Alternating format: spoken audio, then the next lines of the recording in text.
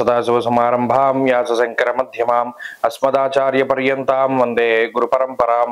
జ్యోతిషాస్త్రాన్ని భావితరాల వారికి ప్రసాదించిన ఋషుల యొక్క పాదపద్మాలకి నమస్కారం చేసుకుంటూ, అలాగే నాకు ఈ జ్యోతిష విద్యను నేర్పిన గురువర్యులు జ్యోతిష బ్రహ్మ కీర్తిశేషులు శ్రీ ఏరంకి సూర్యనారాయణ మూర్తి గారు, సూర్యశ్రీ దైవజ్ఞ గారి యొక్క పాదపద్మాలకి నమస్కారం చేసుకుంటూ, ఓం శ్రీ మహాగణాధిపతి నమః, శ్రీ గురుభ్యో నమః, హరి ఓం. వీక్షకులందరికీ నమస్కారం. కన్యారాశి వారికి ఈ వారం సాధారణమైనటువంటి స్థితిగతులు గోచరిస్తూ ఉన్నాయి. లాభస్థాన స్థిత కుజుడు అనుకూలంగా ఉన్నారు, గురుబలం ఉన్నది, చంద్రబలం ప్రధానంగా అనుకూలంగా ఉన్నది.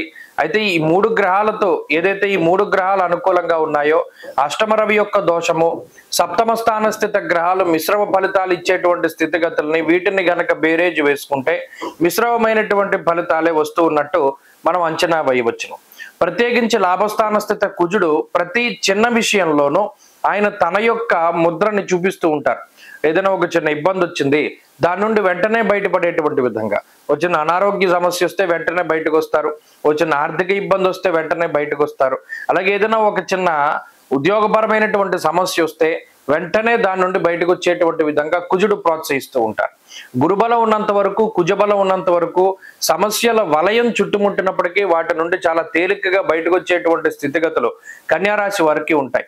అయితే ఈ వారంలో స్వయంకృతాపరాధాలు అధికంగా కనబడుతున్నాయి.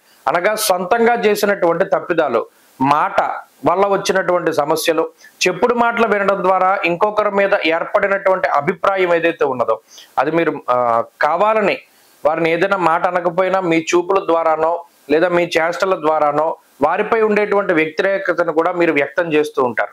తత్ఫలితంగా నిజంగా మంచి వాళ్ళు అయినటువంటి వాళ్ళు శత్రువుల కింద మారుతూ ఉంటారు. నిజంగా శత్రువులైనటువంటి వారు మిమ్మల్ని ఇబ్బంది పెట్టాలి అనేటువంటి వారి కోరిక నెరవేరుతుంది. కాబట్టి ఇప్పుడు చెప్పుడు మాటలు వినకండి. మాట మాట్లాడేటప్పుడు చాలా జాగ్రత్తగా వ్యవహరించండి. ముఖ్యంగా భాగస్వామ్య వ్యాపారాలు, జీవిత భాగస్వామితోనూ ఇటువంటి ఎవరైతే భాగస్వాములు ఉన్నారో జీవితంలో వారితో చాలా సఖ్యతతోటి ముందుకు సాగండి. ఏమైనా చిన్నపాటి పొరపచ్చాలు వచ్చినప్పటికీ ఈ వారంలో గొడవల్ని పెంచుకోకుండా సామరస్యంగా ముందుకు సాగడం ద్వారా కూడా మంచి ఫలితాలను పొందగలుగుతారు. చదువురులకి పరిస్థితులు బాగున్నాయి. దూర విద్య, విదేశీ విద్య కోసం ప్రయత్నం చేసేటువంటి వారికి పరిస్థితులు అనుకూలిస్తాయి. ఆర్థిక పరిస్థితులు, ఆరోగ్య పరిస్థితులు అనుకూలంగా ఉన్నాయి. కన్యారాశి వారి వారం మరింత అనుకూలమైనటువంటి ఫలితాలని సాధించడానికై పరమేశ్వరుని యొక్క ఆరాధన చేస్తూ ఉండడం, ముఖ్యంగా ఉమామహేశ్వర స్తోత్రాన్ని క్రమం తప్పకుండా పారాయణ చేయడం చెప్పదగినటువంటి సూచన. ఈ వారంలో కలిసి వచ్చేటువంటి రోజు మంగళవారంగా చెప్పవచ్చును. అదృష్ట సంఖ్య 3, అదృష్ట వర్ణము ఎరుపు. తదుపరి తులారాశి.